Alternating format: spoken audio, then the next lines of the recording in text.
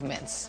Also this morning, there's a new ripple in the controversy over the IRS targeting Tea Party groups and other conservatives. That revelation has stirred protests like this one just last week.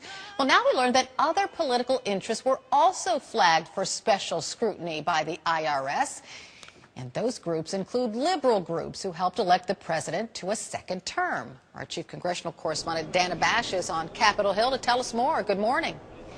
Good morning, Carol. There are a lot of Democrats saying, "I told you so" here on Capitol Hill and probably over at the White House as well. And the "I told you so" is them saying that these groups, no groups, were targeted for any political reason. There was no political motivation here. And the reason that they say that they have that evidence now is because of documents delivered to Capitol Hill yesterday that show that there were what's called be on the lookout memos within the IRS to screeners looking at applications for tax-exempt status that had terms to sift through and screen specifically liberal groups. Let me show you some of the terms that we saw in this bolo.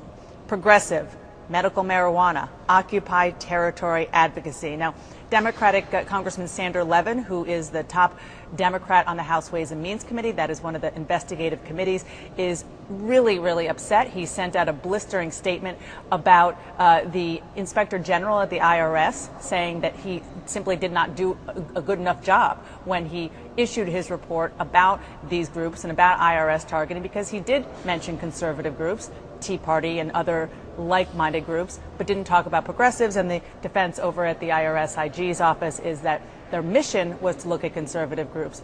But Democrats are saying, come on, that's following the letter of the law and not the spirit of the law, effectively.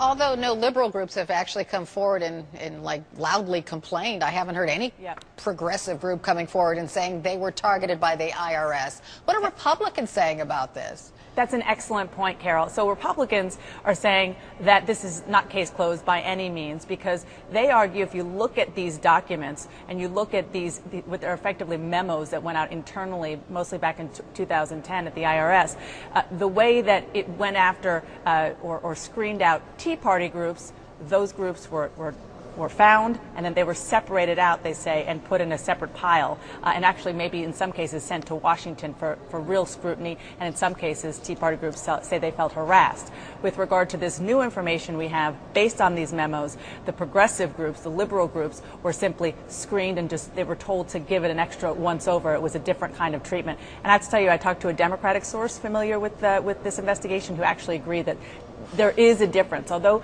progressive groups clearly were screened, that there does seem to be a difference, at least in what they've found so far about the treatment of these different groups. But believe it or not, even though we've been talking about it for a while, Congress and both sides of the Capitol, they say that they still have a while to go before they can really make a conclusion in these investigations. All right.